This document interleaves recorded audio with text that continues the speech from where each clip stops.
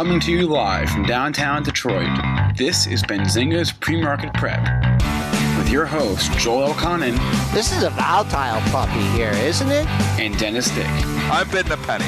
I will buy the stock for a penny. With everything you need to start your trading day.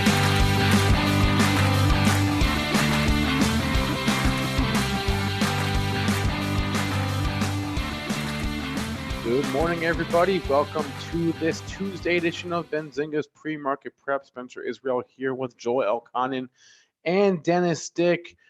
Well, we've got a lot of selling in the pre-market this morning. Thank you very much to those trade headlines. Doesn't matter which one. You can look at the European trade headlines, the China trade headlines. So both of those headlines weighing on the market this morning. We'll talk about that, talk about the implications of what we're seeing, differences in how the stocks are trading and how the indices are trading. So a big discrepancy this morning in that. We do have some individual news, but all of that sort of overshadowed by this pre-market, well, by this move yesterday and then the follow through this morning in the pre-market action. Joel, why don't you give us a quick update here on what's happened overnight? Down 16 3/4 handles what just may be the beginning of something much, much bigger, down only 0.5%. You have stocks that are trading down a lot lower than that. We'll talk about that when Dennis comes on, especially here in the chip sector. Pre-market high may never see 31.2175 again. Pre-market low 96 1/4. I'm looking for our 9-day low here at 90.75 is another target. Second target will be your November 14th low at 81.75. Crude just can't hold a rally, down 41 cents at 55.55. Slight flight to quality here in gold, up 610 at 14.75.30. Silver back over 17, up 8.4 cents at 17.05. Bitcoin just hanging out here above 7,000, still down $20 at 7,313. Busy day for Triple D. If you can come in now, great. If you're banging away on the I got a lot of positions. I'm banging away here. I'm going to give you some commentary, though. I just don't know. S&P is only down 0.55% is mind-boggling to me when I look at the stocks. I am scrambling to find a stock that is only down 0.5%. You can go to the banks. They are all down significantly more than 0.5%. The chips are a wreck. Nvidia is now down $6. You got AMD trading down 2.5%. You can go across to any of the chip stocks. They are all down significantly. You can go to any tech stock. I mean, just go to just do the top five components of the S&P, and it's a good tell that we're not down enough for the stocks. I mean, you can go to Apple. So what are the top five? Go to the top five. Microsoft down 0.94%. Down almost twice as much as the market. Yeah. Apple down over twice as much as the market. 1.22. Amazon down 0.74. So a little bit over the market. That helps a little bit, maybe. Google, I think there was some initiation of Google maybe at a buy somewhere. I'm not sure, but that's only down 0.4%. So that's doing a little bit better in the market. And then you have Facebook down 0.75% at 198.20. So and there's positive commentary on Facebook too, but doesn't seem to matter there either. It's just a weird market. You are going to see some biotech stocks. What's that? I think it's because just like they haven't traded. Yeah, it's hard, like with the ARB, and obviously during the day, intraday, this stuff doesn't happen because all the stocks are open. You can quickly just do the calculation; it's there. But you've got 500 components there. There's probably 250, 300, that aren't even having a market at all. When you go to the lower components, so it's a little bit of a guessing game for the ARBs. It just looks like when you just quickly do the top ones, though, it looks like they're guessing way wrong. It looks like they are not down nearly enough for where the stocks are trading down. I mean, I look at oil, it's down more than the market. The only sector that I think is going to help here today is going to be your small biotech, because we had a takeover and we might as well, segue to that now. That is going to help the smaller biotech stocks. You're going to see a lot of smaller biotech stocks get bit, especially the gene therapy stocks, because we do have a takeover in the sector. Give us the details there, Spencer, and then we'll just talk to you about the ramifications for not only the biotechs, but the overall market. You're referring to the BOLD takeover? Yeah, the BOLD deal. Yeah. So Audentes Therapeutics is going to be acquired by Astellas Pharma for $60 a share in cash, 60 in cash. And the stock closed at $28.61, so over 100% premium. That's a huge premium. The stock has been in the gutter. You can see here, you got to go out to the monthlies to, even get back to even where we were close to this. Woo. And I believe this, is way higher than an all-time high. So it's a huge premium that's being paid. So you think like, okay, right away, smaller biotech stocks like Bluebird Bio maybe going to trade higher here today. Sarepta probably going to trade higher here today. RGNX, another one, it's going to trade higher here today. You're going to see a lot of smaller biotech stocks, especially the XBI. So if you're head scratching, why is the XBI trading higher? It's because the XBI has a lot of smaller biotechs in it. So it is likely to trade higher. It is going to help the market, some of these smaller biotechs, but there's such a small portion of the overall S&P. I don't think it can make up for what we're seeing in the rec and the bigger components. So that's why I got to think that the S&Ps, one of two things is going to happen overall, moving away from the small biotechs for a second. One of two things is going to happen overall. The S&Ps are going to go a lot lower, or some of these stocks that are trading down 2-3% in the pre-market are going to bounce back. So the ARB is basically buying this, some of these stocks that are just wrecked in the pre-market and selling the S&Ps against them. You obviously got to look for news and you got to look at individual stories there. I know Roku's trading higher. We got some positive commentary at Needham. So there is some individual stories, but overall, when I just taking a big picture look here, it doesn't feel like the stocks are it feels like they're down way more than the market. What kind of drug does that bold have for them to? It's gene therapy, is it not, Spencer?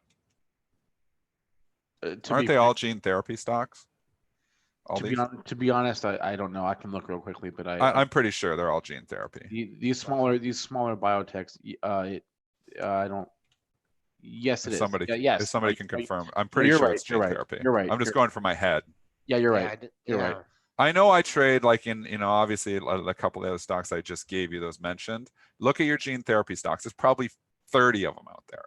You got to look at those this morning. And, I gave you a list of 6 or 7 big ones there, but those are probably going to trade higher because it's going to be speculation all of a sudden that, hey, huge premium paid for one of these, and we saw this happen before, a year and a half ago when we were getting some mergers there. We thought Kite Pharma get bought out. We also saw, I always forget the other one that got bought out. So I think this maybe gives that little sector a little bit of life here, but bad timing really to give overall life in the sector because all of a sudden, with Joel's call yesterday, this S&Ps are in some serious heat. Joel, just an unbelievable call by you yesterday. You were saying the 3 tops that were lining up and you're like, this is a low risk short. And Joel, if you weren't listening to the show yesterday, was saying that when the SPY was trading around 314.5, he was just setting up a trade saying, if you went short here, you really got a buck that you would need to cover, obviously, if the markets went up and made new highs. But he was just lining it up, saying we got a triple top here. Roku was putting pressure on some momos in the morning. So all the ducks were kind of in a row. And it was a nice setup. And I wish, I was looking, I wanted to get bearish with you. I just could not, get bearish with you. And you were dead right. And anybody who's listening that followed Joel's, lead yesterday there, made a lot of money. That was a massacre in the first hour. I mean, Shopify was down $30 at one time. So from the close. It was quick. It was quick. I don't think it's over. Well, I mean, Spencer probably covered, at the top here, all of a sudden this China thing's in flux, right? Yeah. So what one has to think, was there ever a deal, right? We were so close to a deal was imminent, we have a deal, and now we're waiting to 2020. So and this has happened before in the market with the phone call. Remember the phone call? Well, I had a phone call with China. There's no deal coming here, imminent. And this was my worry why I lightened up. This is why I lightened up on Friday. And I wish I would have really lightened up. I held a little bit of longs, which in my swing longs, I all got out of yesterday morning when we started to cave. And I got ahead of it a little bit, but you could see that it was going to turn to something bigger. But you're exactly right. And, this is what we were talking about. I mean, there's just no deal coming. And they've acted like, we're really close to a deal. And what the tell for me was when, we had that Wednesday move when everybody was getting ready for the Thanksgiving dinner and White House comes out and supports the protesters. I'm like, well, this isn't something that's going to please China. So, and, there hasn't really been any commentary back, but I still think that they're not overly happy about that. So I don't think there's a deal coming. Trump might be, if we're down 300 or 400 or 500 points or whatever today, Trump will probably come out with some tweet trying trying to help the market out, because it seems like that's what they do. When the market goes down, they try to support in whatever way they can. But we've been hearing about a deal for 2 years almost. Like, I feel like it's 2 years. Are we setting up for another December? I don't think so, but you said this on the show yesterday, and there was nothing that looked like it yesterday. Now all of a sudden, we could call this the Joel Elconin top. They called it the Jamie Dimon bottom. We could call it the Joel Elconin top because you called it, man. It was a great call by you.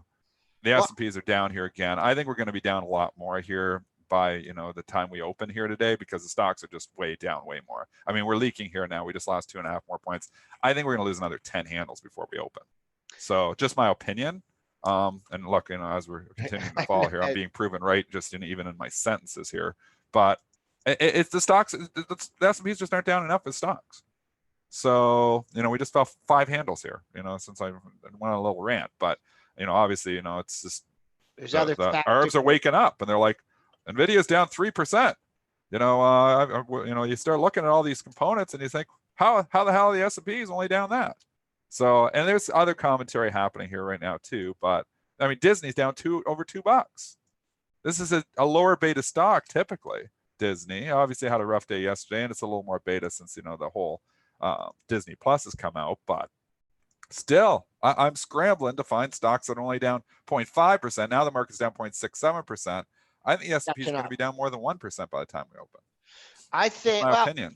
Good day to have Nick on, right? A good day. And I think this also, because he always gives a two-sided approach to the market. But another thing is that, you just in a couple days, it went for money managers like, I got to be in.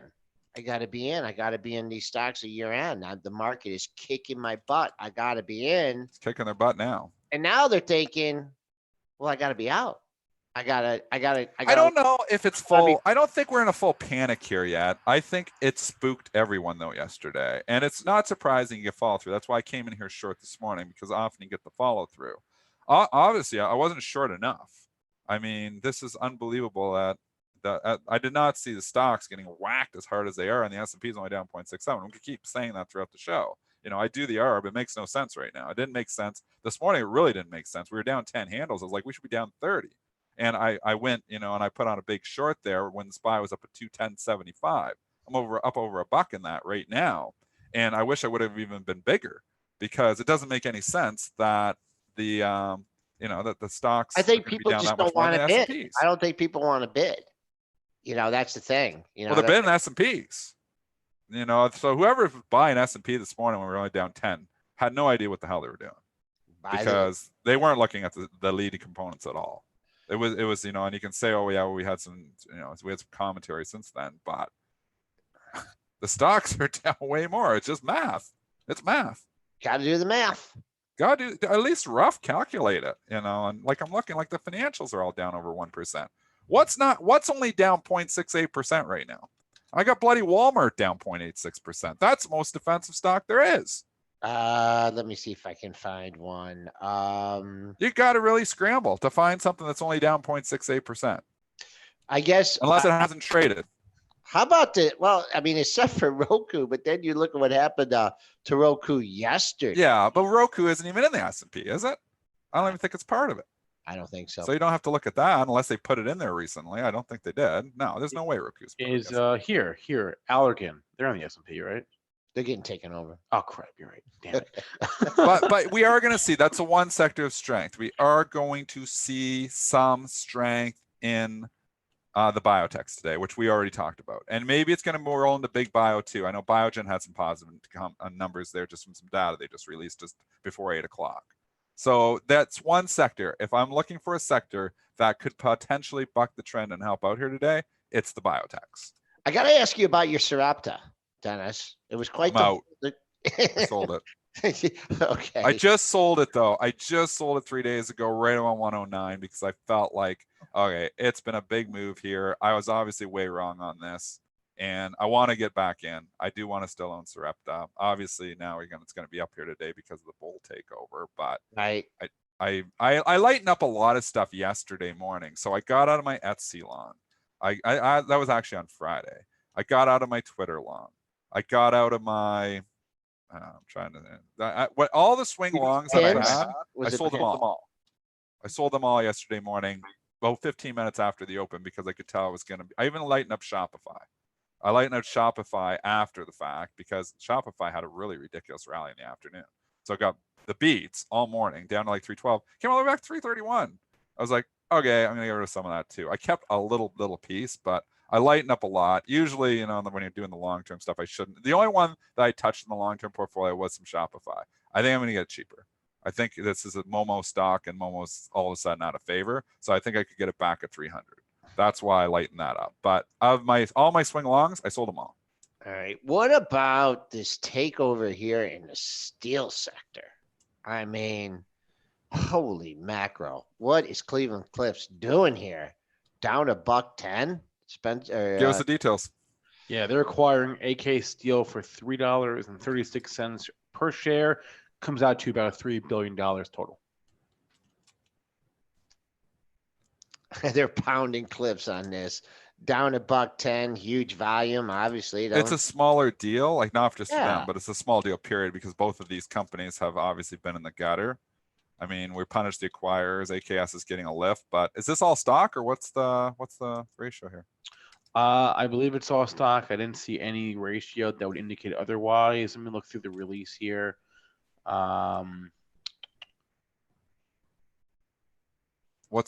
you have the Oh, ratio? I'm sorry. It is not an all stock transaction. I have not read. I've been busy. I didn't bother looking into an AK Steel merger here this morning because there's obviously a lot of other things happening here this morning. Okay, So I know the price is 336, but what is the ratio? AK Steel shareholders will receive 0.4 shares of Cliffs common stock for each share of AK Steel that they own. Then here you are, and because CLF is down so much, the AK Steel premium doesn't look that great all of a sudden. You'd think, maybe some other steel stocks, but this is such a small deal, like it's a smaller company getting acquired. You're not seeing a rally in any of the other steel stocks this morning. Maybe there's going to be a little bit more, what we talk about, is maybe there's going to be some more M&A in the sector here, just to try to cut costs, because it's been, obviously a lot of these stocks are having a lot of trouble. But I don't think all of a sudden everybody's coming in here and buying like U.S. Steel, thinking U.S. Steel is going to get a bid. Debt issues in a lot of these companies too. Yeah, no, S&P is continuing to leak here, catching up with the stocks, down 21.50, down 22.25%. Needed to. Yep. So coming in a little bit. Good call there, Triple D. I think it needs coming more. Okay. Is that all the M&A? So we just have that one deal, or did I miss another one? Added, and we did the bold deal. Yeah, I mean just those two smaller deals. Again, remember, small biotech is more the interesting deal here today, as opposed to looking at buying steel stocks, because there's going to be another deal. Yeah. I don't think that's happening anytime soon. We got a lot of cloud stocks are going to report here tonight. We did get one reporting there last night, Coupa Software. It was a decent report, and it shows you how much they just don't like Momo. I actually tried to short this on the pop. I just missed it. So I threw the order out there. I didn't have the guts to throw it out there before, and then it looked like it was going to stall up at like 154, and I tried to short at 153 after the fact, and I couldn't get filled on it. So you had to kind of be out there. It was up there for less than a minute, and then it just turned around and went red. And predictable. Why, do I short a stock that's, having a good report? Because that stock is all of a sudden out of favor. Sentiment matters more, and every money manager, it's like, oh, I get to sell something, and they, it's one of the Momo stocks. Get me the hell out of here. And they came in with their selling shoes on, obviously getting back to yesterday's high there, right on the initial print, and then just continued. Yeah, right there. You're trading down 644 at the lows of the pre-market session. Just a quick eyeball on the dailies here. Maybe hold out for, I see 141.36. That was a sneaky low on November 18th. But below that, I'm looking for 135. Pair of lows, 134.29 and 134.19. So I'm sure you're going to get some heavy selling off the open, and I wouldn't be surprised if you see that. Quite a few lows in the 130 handle, but the first one I'll say right now, first stopping point here through the pre-market low, 135.14.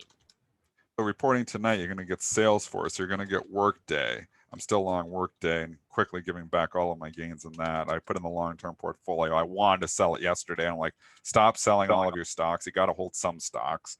So, and then I watched it fall another $5. MRVL is going to report here tonight. Zscaler is going to report here tonight. So we're hearing from one chip with Marvel, and we're hearing from 3 cloud stocks. Again, it depends on what happens today, but sentiment suddenly turned from the Joel Elconin top in all of these stocks. And, you know, they've had runs. I mean, CRM has run in the last month from the 140 area up to 165. So could this retrace here a little bit? Yeah. And, you know, it obviously depends on what the number is going to say. Maybe expectations will be lower if we really get whacked here today ahead of it. But I mean, there's so many stocks that are already getting beat up. Full disclosure, I do have a position on in Salesforce. All right, I'm just saying, man, if you had this since early October or mid to late October, and you're holding this into the print, one brave man there. That has been a nice run, stock near all-time high, trading down 2% here on 157.70. Got to be a little people nervous ahead of the print, and we're through yesterday's low. Next stopping point, I see a low just under 156 and 155.47. S&P's trying to get off the mat here. 91.50 is your pre-market low. We have a couple of 8 and 9 day lows in that area here, but it's minor pop and numbers starting to come in, but still SPOO's down 0.69%. And compared to these stocks, we'll just use the top 2 components. Microsoft down over 1%, Apple down 1.5%.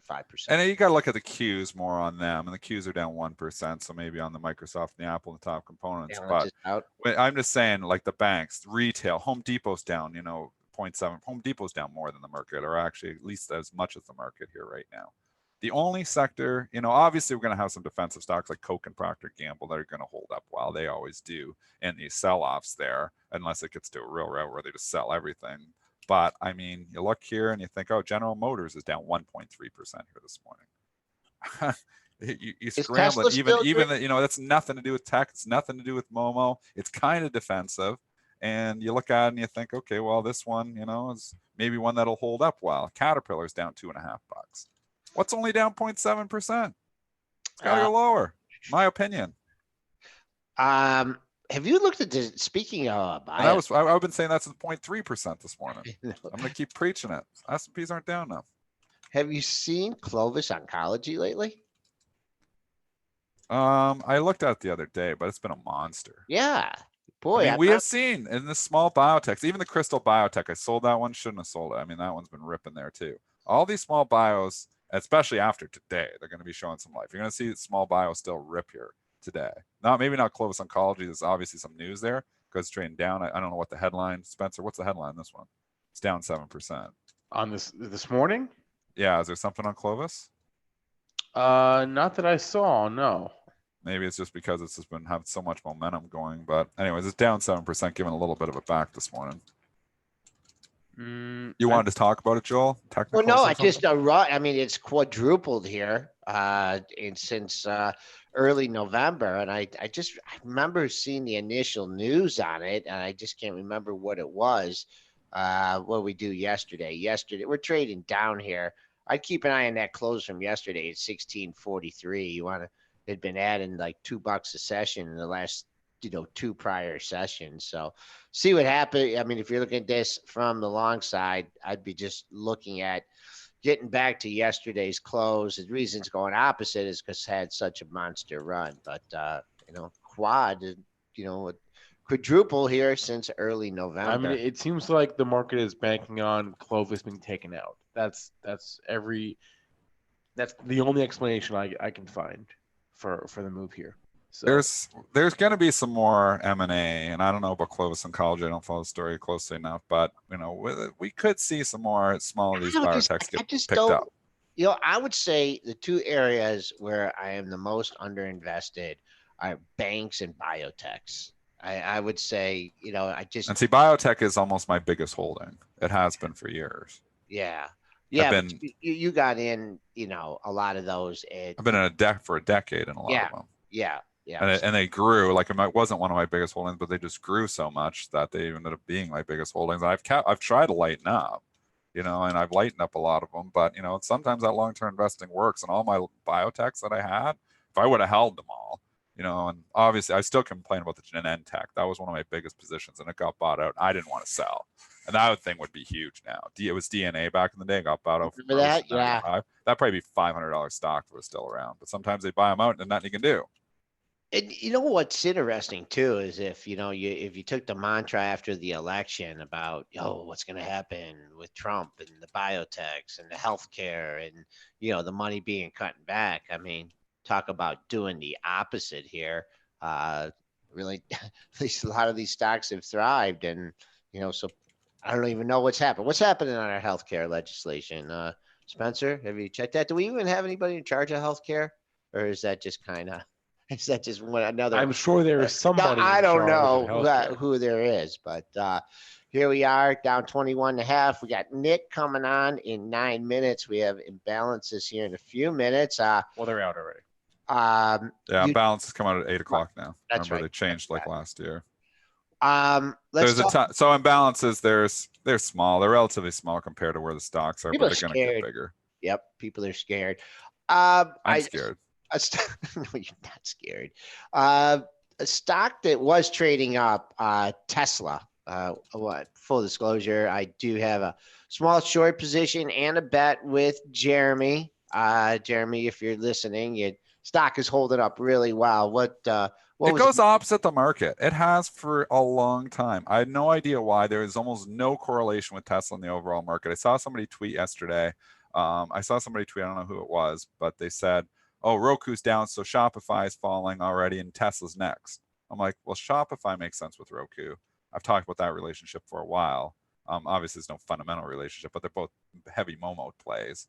Tesla has there's no correlation, at least in the last 6 months to a year, with anything. It just does its own thing. So because you see the overall market roll over does not necessarily always mean that Tesla's going to roll over. And we saw that yesterday. Market ugly, Tesla was up. So I don't know why. Tesla does its own thing. And we're down we're down 7 handles from where I was talking bearish about the market. And I mean, what's the catalyst here for Tesla taking up to 400 from here? Well, they're getting some commentary this morning from Piper Jaffray. And it's in the red. So they're fading that. They're fading the analysts coming in. Well, the market's getting destroyed, though, so I wouldn't say that that's really so let's necessarily. Say, it's only down 0.26%, so it's doing pretty good. It's having a good day. It's having a good day. It's only down 0.26%. That's a good day. I mean, the Cybertruck is out. We don't have earnings for a while. I don't know when you announce any delivery numbers. I mean, what? Well, I'm sure they'll announce them at next month. They'll probably announce their 2019 delivery totals. Yeah. Did you sign up for the Cybertruck? It's only $100 deposit. No. That's not going to do it. No, I said I didn't necessarily hate the design, but I don't not hate it enough to go out and get my name on the list. Yeah. I hate it. Okay. Well, ugly truck syndrome. Well, they placed an order, or 15 Cybertrucks are going to be converted into police vehicles, so I guess we can get used to seeing those around the streets as cop cars. But the commentary this morning from Piper Jaffray here, they're maintaining their overweight. They're raising their price target on Tesla to $423, and they like the Cybertruck. They love it. Yeah, they love it. I don't know. Tesla, I don't. Why do I think it's going to 300? I don't know why I think it's going to 300. I think you've had this big move up and you've had this consolidation here, and it hasn't been able to really get back half of that initial fall, when we were up at 360. So I'm just looking at this 360 area. It topped out there last month. Obviously, you started the month off in a bad way. I'm not really looking for the party to get started. You got 3-4 lows in the same area. So longer it takes for this to breach 327, Friday's low 27.5, the low on let's see here, because we're messed up on our days. That was Friday, Wednesday. Your low last Tuesday was 327.10. So as long as we hold 327, I think the bulls are still in control here. But how often do you see gaps filled? And look at that gap that you have in Tesla. You have a huge gap. between 256.14 and 289.20. So that's would be. Hope I got enough time on these for that gap to be filled, but that's what I'm looking at there in Tesla. So let's go back to Roku for a second because they're getting some interesting commentary this morning. This is from Laura Martin at Needham. She's been massively bullish, if not the biggest bull on Wall Street. She's been right about Roku this year. It was her pick of the year at the start of the year, and she's always been bullish, I think, going back to, the IPO. And she's defending the stock this morning. And here are just some highlights from the note. First of all, she raised their price target to $200 on Roku. And she said, we believe Roku should be valued as an internet aggregator, similar to YouTube in the video space, iOS and Android in the mobile space, and Facebook in the social network space. So they're not thinking about it as just, the streaming technology, the thing that makes your TV smart. It's much more than that. Dennis, I'll let you comment first on that. No, I'm not going to comment. I have position it. Okay. Here's the thing. Would Miss Martin have made these comments if it wouldn't have gotten downgraded yesterday? I mean, that's just I don't know. Yeah. I mean, the timing. She's been right. I saw her put Right. Andrew Laff to shame. Yeah. Right? So I'm not saying give her credit where credit's due. She's been right. Credit where credit's due. But when okay, if she was planning this on, when these things happen and analysts come out in stocks, I don't know, maybe I'm looking too much into things on this, but if it wouldn't have had the 25-point drop yesterday, would she come out, if it was at 170, would she come out, let's say we had a flat day yesterday, would she come out with the same comments if it was at 170? It does make you maybe question the price target, because if she's raising her price target this morning off of what? Off of a change in her formula? I mean, well, that's good, right? Is she just raising the price target to raise the price target? Is she doing it just to defend the stock, or is there actually a meaningful reason, for a fundamental reason for her to do that? That's I don't know. Exactly my point. Exactly.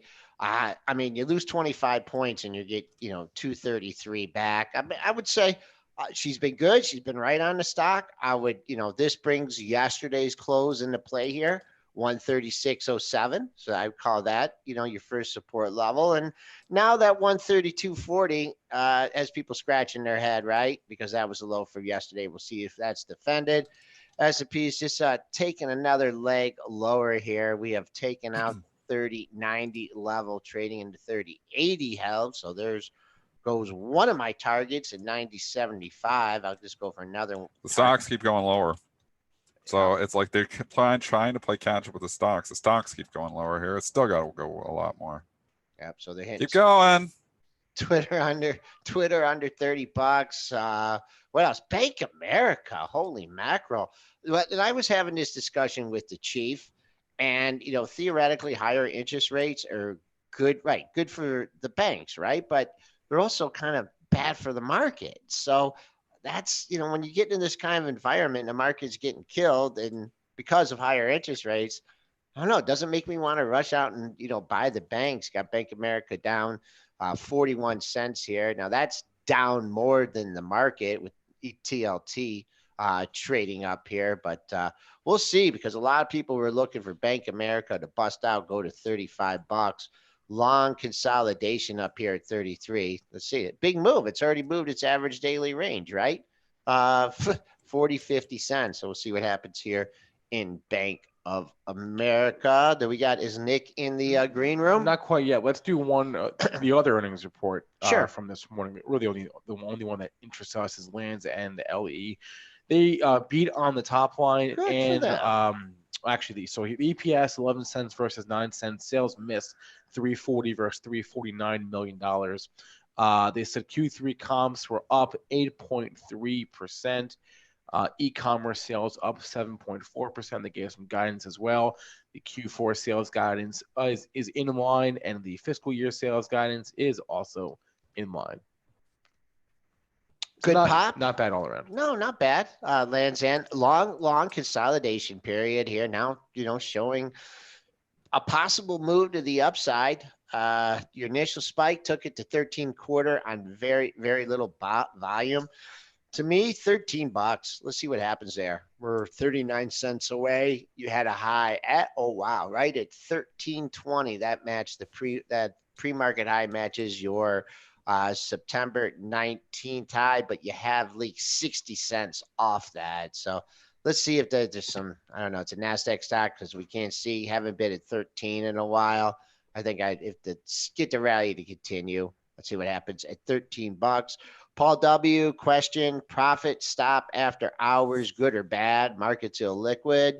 I would think bad deal. I don't even know if your brokers even let you enter stops after hours. And if you do, you better expect some major slippage, right? There's no stops on the exchanges. Yeah. So you can't throw like an NYSE stop. Right. I don't know what sometimes brokers have stops on their own systems. So broker to broker, I cannot comment. I don't know every single broker what their order commentary is, but typically no. I mean, there's no market in some things. You could stop and there's nothing in there. I mean, that's the one thing about pre-market and after hours trading on the smaller stocks. Like when I say no market, I mean, literally there's no bids and no offers. You will see that on stocks, a lot of smaller stocks, especially if there's no news. You'll never see it on a stock like AMD or Bank of America. Those are typically 2, 3, 4, 5 cent markets all the time. But you do see like no market at all on a lot of stocks. That's why you got to be careful after hours in pre-market because, stocks can have some really violent moves. Okay. All right, let's bring on our guest today, Nick Chahine. He is the author of Create Income with Option Spreads and Sell Spreads.com. Joins us every other Tuesday. Nick, hope you had a good holiday weekend, but how has this market been treating you? The holidays were great, not long enough. The market is really good. I shorted a few things, shared a few thoughts to short a few runners that I thought had some resistance. It wasn't like anything against the stock itself. It was just against the stock action. It was NVIDIA, Netflix, Tesla twice, and just some SPY credit call spreads to hedge the longs that I had. And those worked out. So now we look for where the support levels are. There were some at 3091 on the ES and some around 3082. And then below that, there's a whole bunch of them. But those are the two that are in focus today. So like when you say you shorted NVIDIA, can you walk us through that trade here? Sure. I sold call spreads into the spikes. NVIDIA had a spike, Netflix had a run. But if you look at the charts, there were some telltale signs that they were headed into places where they've had troubles before or pivot points. So I thought, okay, so I would sell call spreads above that and leave myself some buffer room to actually take some heat without getting damage. And that same setup for all four?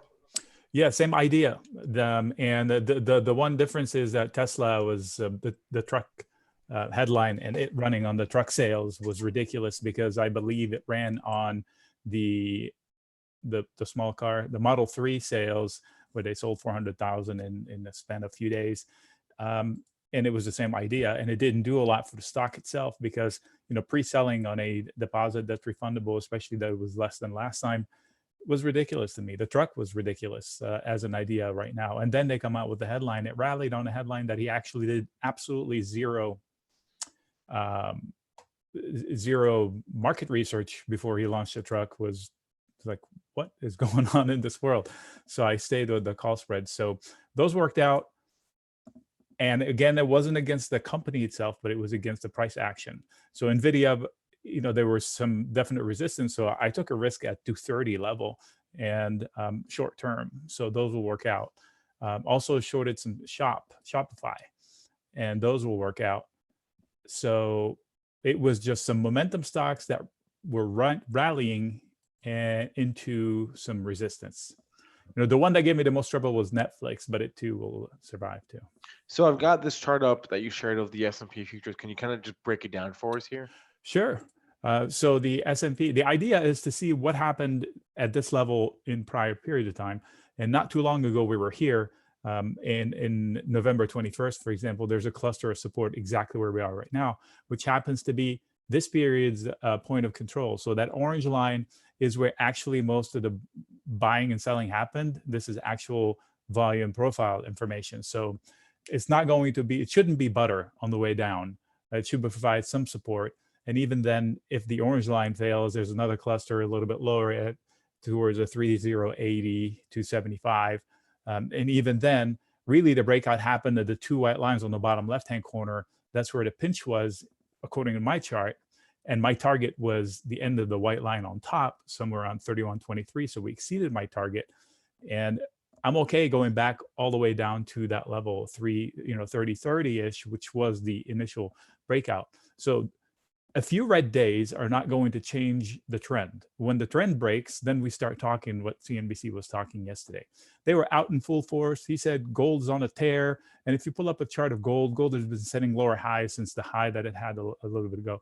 So they muddled the picture and caused a lot of people to chase price action based on the ticks rather than the levels. So ignore the ticks. Yes, they're red and they're scary. But look what happened last time we were here, to get some perspective onto the level itself. What does it mean? If you have questions for Nick, drop them in the chat and we'll try to get to them. So what would have to happen then, Nick, for that trend to change? Like what level would have to break? It would have to, you would have to see a break in the trend itself. So if you pull up the SPX, for example, it has been setting higher lows and higher highs. And if that trend breaks, then you start talking about, okay, maybe there's something more sinister. I'll share an SPX, based on yesterday, because I don't have the pre-market chart yet. But the idea is whatever happened, is this something new? The headline, it's not. We still have the tariff war and we have no solution to it. So that's not new. Is Trump a hothead? Yes, he is. Is China a hothead? Yes, they are. I kind of had an idea when over the weekend we had a really good economic report from China. So I told my guys and gals, they're cooking the books to start being combative in the headline. That's my thought was. And sure enough, now they're antagonistic, both sides now. They're going back to trash talking each other. So 3,000-ish in the SPX is the neckline. So when you have a breakout of any chart, regardless of what the headline is, and what's the one thing you need to do before you get any higher is to test the neckline from which you broke out. If that fails, then you talk, okay, is there something more going on? So far, it's just price action.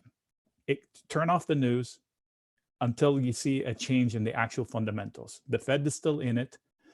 Actually, I read a headline that said that a note that said that the Fed is looking to maybe allow inflation to run hotter than expected. So maybe we see maybe they know about some hot inflation reports that are going to come out. So, the VIX is too low, given that we still have all the fears. And this is just simple price action so far. We're on the line with Nick Chahine. He's the author of Create Income with Option Spreads. Joins us every couple of weeks to give his fundamental and technical analysis of the markets. I just want to get your interpretation here of Charles Schwab stock. Submarine the industry with free commissions. Nice slow rally back. It jumps on the takeover of TD Ameritrade. They did lose a portion of their business here. What are you thinking here, Charles Schwab? $49 here, down $1 today with the market. Big green candle in November. What are you looking at in Charles Schwab? Okay, first of all, I owe him a big high five for making doing whatever he did. I think we all do.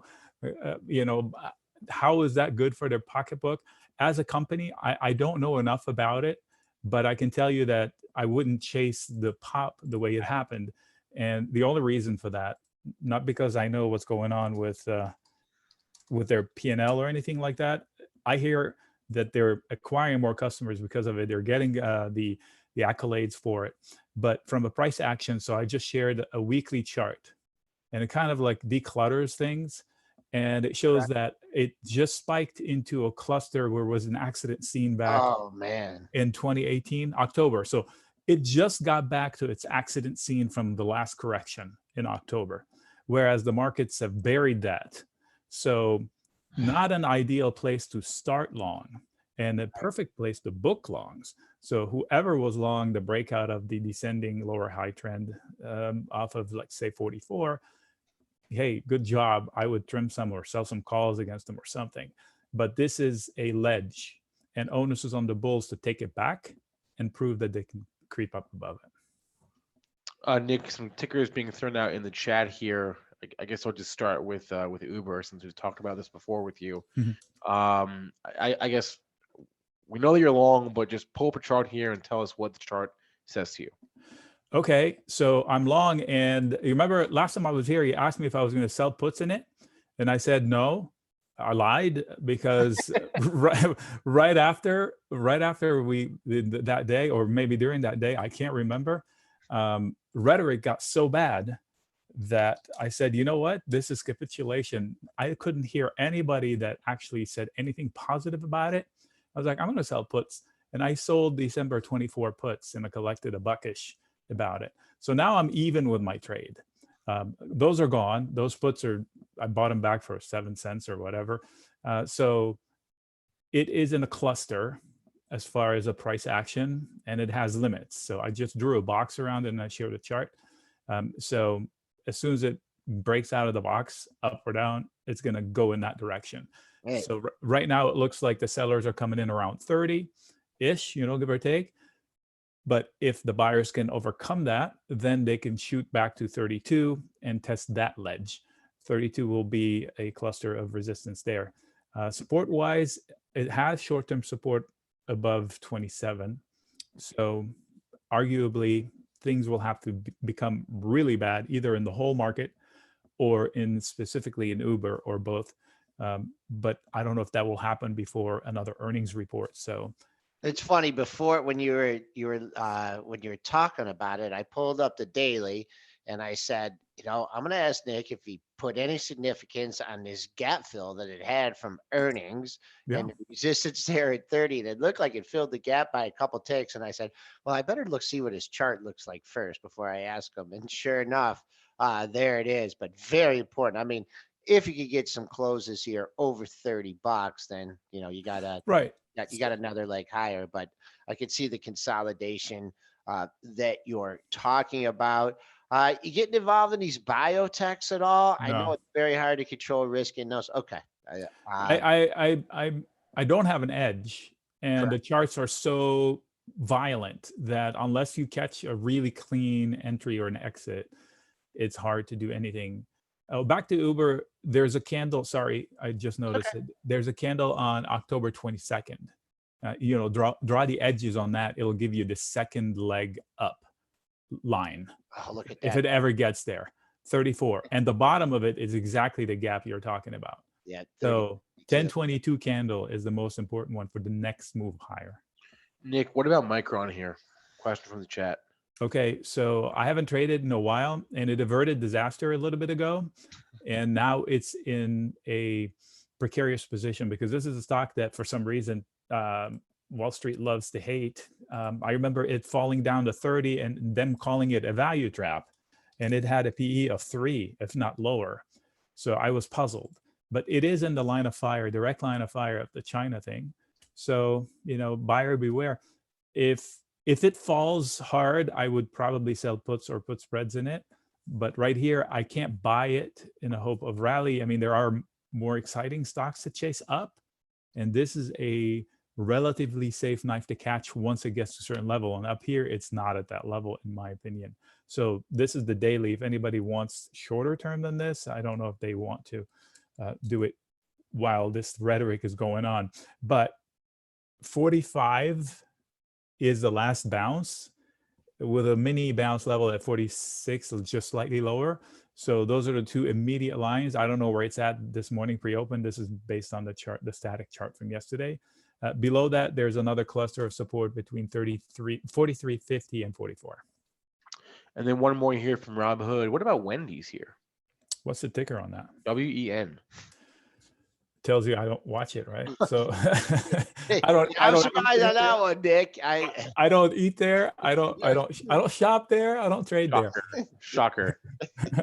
So hey, I changed my diet. Apparently, I didn't have enough fat in my diet. So anyway, so Wendy's Again, this is not an obvious point of entry because of the failure back on October 22nd, where it got to almost this level, maybe slightly lower, and failed. And again, there's the gap start, the giant gap from September. So they're back to it. To me, I'm never anxious to chase it up here. I don't mind chasing momentum, like buy high, sell higher, but I need proof that they can overcome the last failure point. So to me, I would want to wait for a clear breakout above it.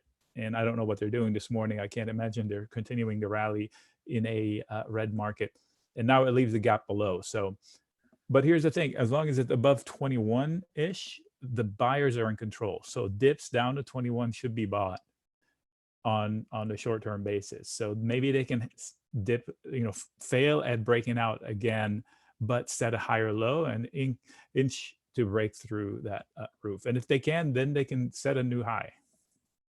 Nick, before we let you go, just I know you include, market sentiment a lot in your analysis and lead you some trades. I know you like to back it up with fundamentals and technicals, but what the heck's the sentiment now? I mean, we had a deal, right? A deal was No. No. I was never on board with that. We had BS about a deal. Okay. Okay. But sentiment is what the media wants to make it.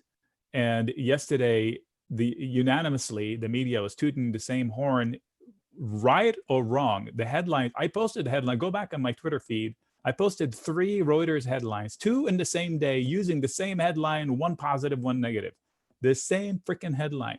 Sino-US relations, or whatever the hell they say. It's just ridiculous. So sentiment is not as bad as the media made it out to be yesterday. Like yesterday, Kramer was calling the buyers morons. When do you hear that? When do you hear that? So just stay out of the way, trade the levels. Sentiment is how you feel about things. Everybody's employed, right? We have full employment in the US. Record online shopping, decent retail reports, although not as strong as they wanted them to be. Right. So it's not a disaster, yet they want to make it sound like a disaster. Deal or no deal, the world will continue. So let them walk away from all talks and the market will be fine. One last question, Nick. You sound better. Your voice sounds much stronger. You're getting back to 100%.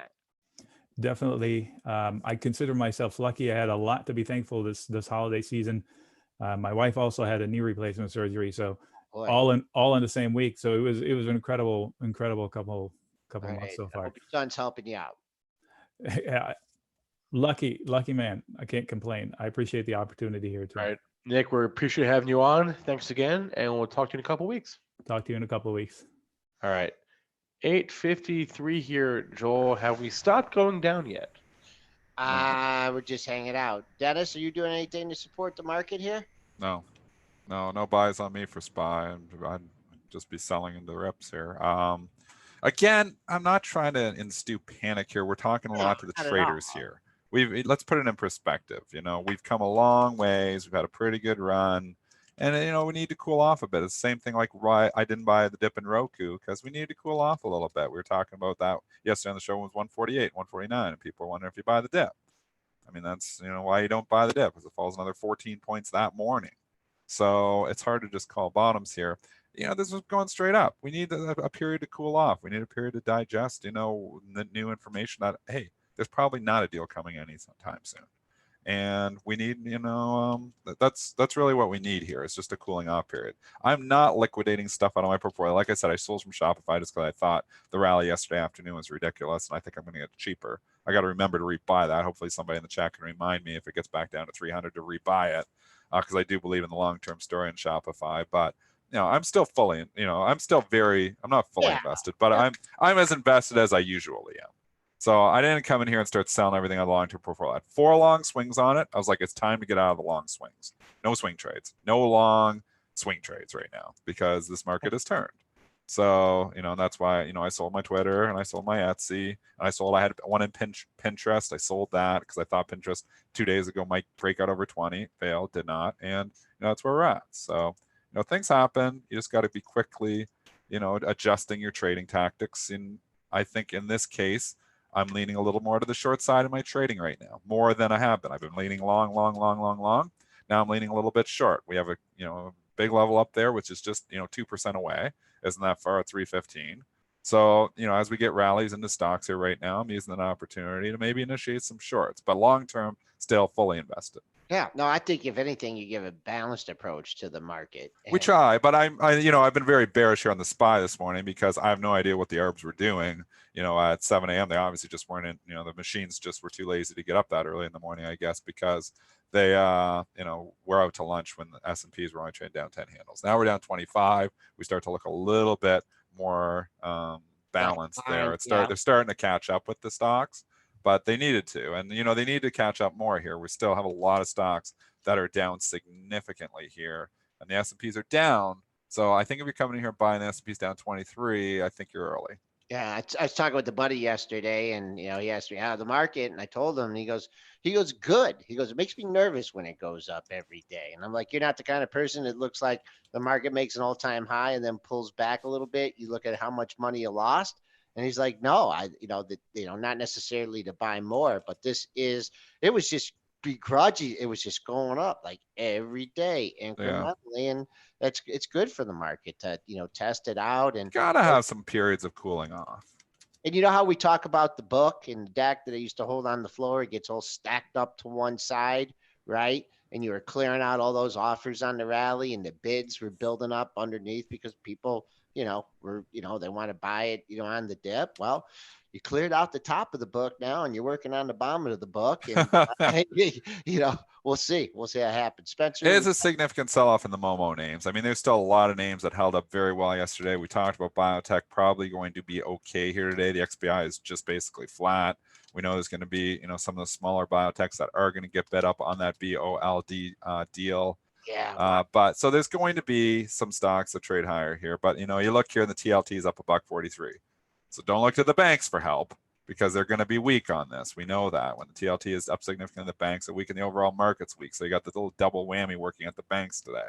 I mean, things can change. TLT could turn around and start to sell off. But as of right now, then with the information we have from the pre-market trading, you got to think that the banks are going to be lower. You even got oil, oil's trying to hold up. It was rolling over a bit. It's trying to hold up a bit. So maybe that can be some life here, but I'm really scrambling. I look at my screen right now and I have all the top S&P components on it.